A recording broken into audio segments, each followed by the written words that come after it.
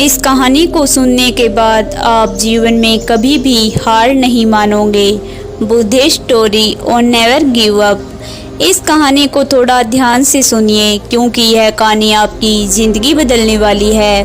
कहानी सुनने से पहले यदि आप हमारे चैनल पर नए हैं तो चैनल को सब्सक्राइब ज़रूर करें और बेल आइकन को प्रेस करें। एक समय की बात है, महात्मा बुद्ध के सबसे प्रिय और करीबी शिष्य आनंद एक बार कहीं जा रहे थे। तभी रास्ते में उन्होंने देखा कि एक अधेड़ उम्र का व्यक्ति एक चट्टान के ऊपर बैठकर रो रहा है। यह देखकर आनंद वहीं रुक गए और उस व्यक्ति के पास जाकर उसके दुखी होने का कारण पूछा। वह व्यक्ति अपने आंसू पोंछते हुए बोला, मैं यहीं पास के ही गांव का रहने वाला एक बदनसीब व्यापारी हूँ। मैं जो भी काम करता हूँ वह बिगड़ जाता है।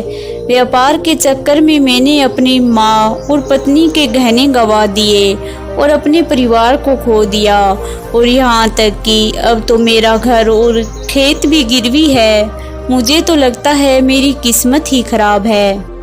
उस व्यक्ति की बात सुनकर आनंद बोले, तुमसे किसने कहा कि तुम्हारी किस्मत खराब है? जरा मैं भी तो जानूं कि तुम्हारी किस्मत में क्या खराबी है।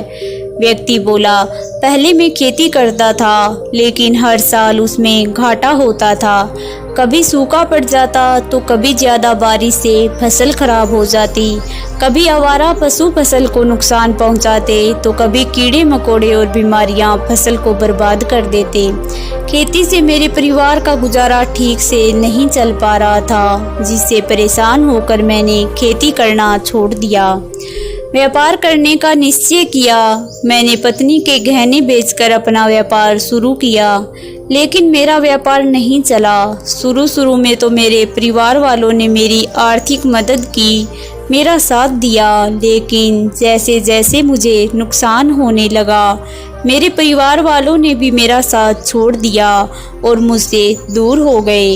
अब तो वह मुझे देखकर अपनी नज़रें फेर लेते हैं और मुझे ही अपने परिवार की गरीबी और दुर्दशा का जिम्मेदार ठहराते हैं। अब तो मुझे अपना जीवन ही बोझ लगने लगा है। अक्सर मेरे मन में ख्याल आते हैं कि अपना जीवन ही ख़त्म कर लूं, और आज मैं यहाँ आत्महत्या करने ही आया था, लेकिन हिम्मत नहीं जुटा पाया, इसीलिए इस पत्थर पर बैठकर रो रहा हूँ। दूसरी तरफ मेरा एक मित्र है, हम दोनों ने एक ही साथ व्यापार शुरू किया था, लेकिन वह आगे बढ़ गया और मैं पीछे रह गया। मेरी इस असफलता की वजह से वह हर समय मुझे नीचा दिखाने का प्रयत्न करता रहता है और वे अक्सर मेरे घर आकर अपनी सफलता की बातें करते हैं। मेरे घर वालों को बताता है कि कैसे उसने कड़ी मेहनत करके इतना बड़ा व्यापार कर लिया, और वह अक्सर अपने फलते फूलते व्यापार के किस्से मुझे, मेरी पत्नी और मेरे माँ बाप को सुनाता रहता है, जिसे सुनकर मेरे घर वाले उसकी तो प्रशंसा करते हैं लेकिन मेरी बुराई करते हैं। मुझे नकारा और कम दिमाग वाला कहते हैं। मेरी पत्नी और माँ मुझे बात बात पर ताने मारती है, जिससे मुझे बहुत दुख पहुंचता है और कई बार खुद की नाकामयाबी पर क्रोध भी आता है, लेकिन मुझे समझ नहीं आ रहा कि मैं क्या करूं। यह सुन भिक्षु आनंद ने पूछा, तुम्हें किस बात का दुख होता है, अपने असफल होने का या फिर मित्र के सफल होने का? सवाल सुनकर वह व्यक्ति एक पल के लिए सोच में पड़ गया और फिर बोला, अगर सच कहूँ तो मुझे अपने असफल होने का उतना दुख नहीं होता जितना कि मित्र के सफल होने का होता है, क्योंकि वह घर पर आकर अपनी सफलता के किस्से सुनाता है और घर वाले मुझे ताने मारते हैं, जिससे असफलता से तो वैसे ही दुखी होता हूँ और घर वालों के तानों से और अपने उस मित्र की सफलता के किस्सों से मेरा दुख और भी बढ़ जाता है। भिक्षु आनंद ने अगला प्रश्न किया, अगर तुम्हारा मित्र व्यापार में असफल हो जाता और तुम सफल हो जाते तो क्या तुम खुश होते? व्यक्ति ने कहा, हाँ, मुझे बहुत खुशी होती। आनंद बोला, इसका मतलब तुम्हारी खुशी तुम्हारे मित्र पर निर्भर करती है।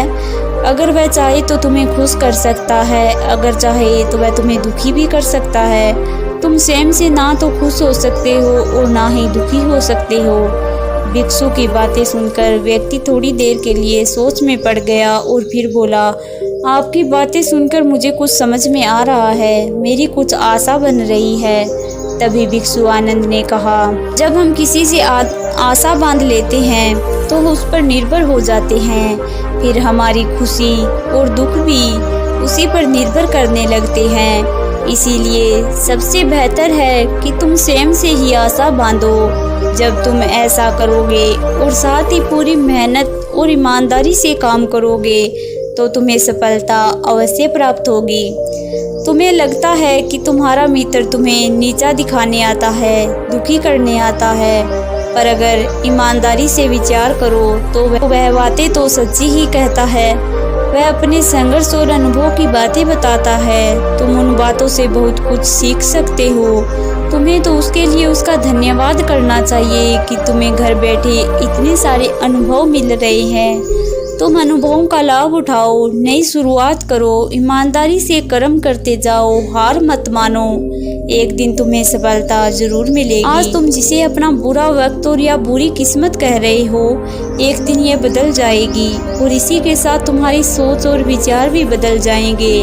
और देखना, जब तुम्हारा अच्छा समय शुरू हो जाएगा तब तुम्हारा मित्र भी तुम्हें अपनी सफलताओं की कहानियाँ नहीं सुनाएगा, बल्कि तुम्हारी असफलताओं के किस्से सुनाएगा, ताकि तुम उसकी बातें सुनकर भ्रमित हो जाओ, तुम्हारा आत्मविश्वास डगमगा जाए और तुम गलत निर्णय ले सको। लेकिन उस समय भी तुम्हें अपनी ही बुद्धि का प्रयोग करना होगा, स्वयं पर विश्वास रखना होगा कि तुम कामयाब थे और आगे भी कामयाब ही रहोगे।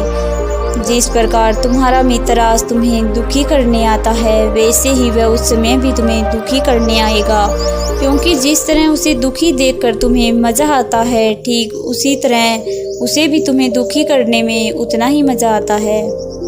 व्यक्ति ने कहा, आपने सही कहा मुनिवर, मुझे अपनी दोस्त की खुशी से तो जलना होती है और मेरा दोस्त भी मेरी खुशी से जलता है और मुझे दुखी देखना चाहता है।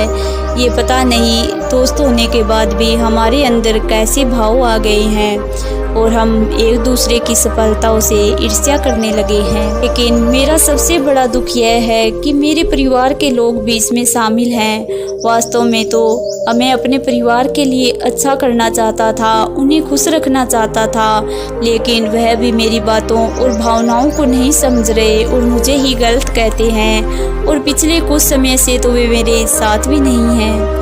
भिक्षु आनंद ने उस व्यक्ति को समझाते हुए कहा, हम हमेशा चाहते हैं कि हम जो कुछ भी करें लोग उसके लिए हमारी प्रशंसा करें, लेकिन आमतौर पर ऐसा नहीं होता है।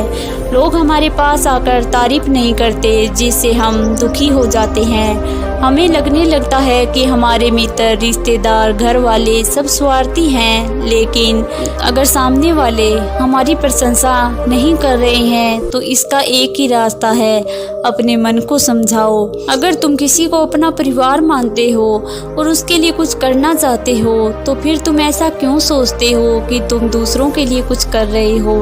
वास्तव में तुम अपनी खुशी के लिए ही कुछ कर रहे हो, क्योंकि अपने परिवार को खुश देखकर तुम्हें खुशी होती है। अगर ऐसा करते समय यह मानकर चलते हो कि तुम दूसरों के लिए कुछ कर रहे हो तो तुम दुखी रहोगे, लेकिन अगर तुम्हें लगता है कि तुम स्वयं के लिए कर रहे हो तो तुम खुश रहोगे।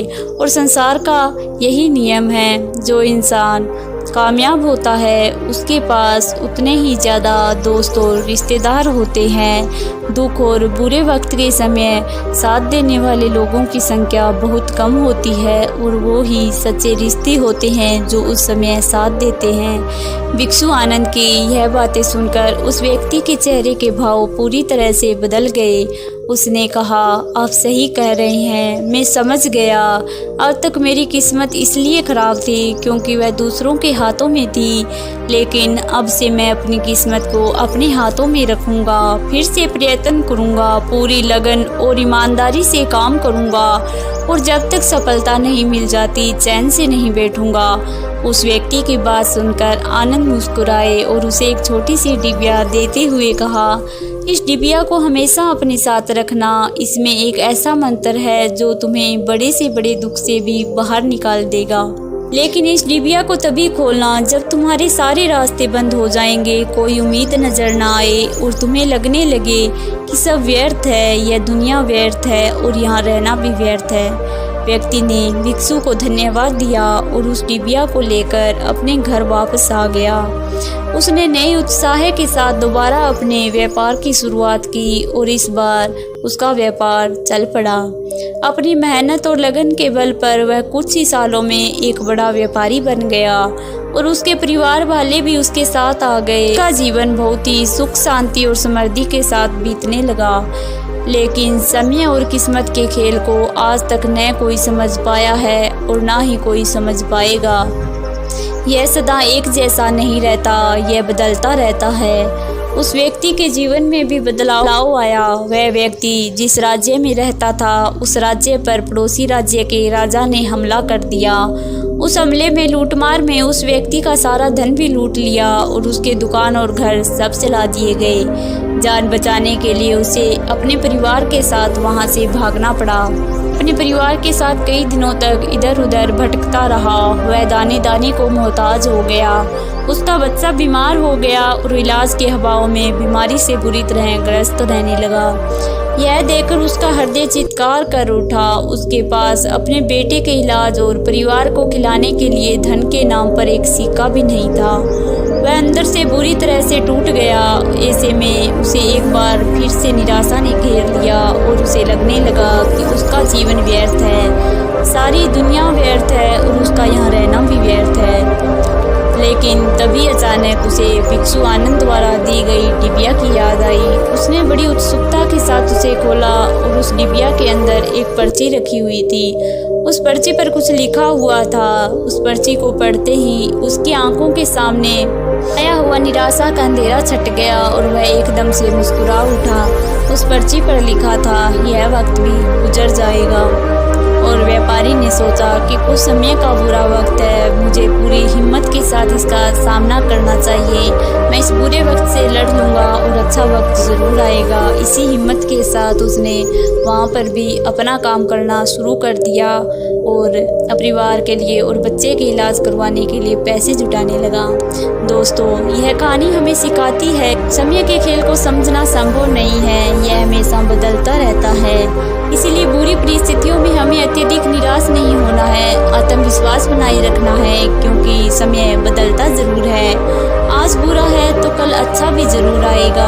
अगर यह कहानी आपको अच्छी लगी तो इस कहानी को शेयर करें और ऐसी और कहानी सुनने के लिए हमारे चैनल को सब्सक्राइब जरूर करें। मिलते हैं आपसे ऐसी ही एक और प्रेरणादायक कहानी के साथ। धन्यवाद। नमो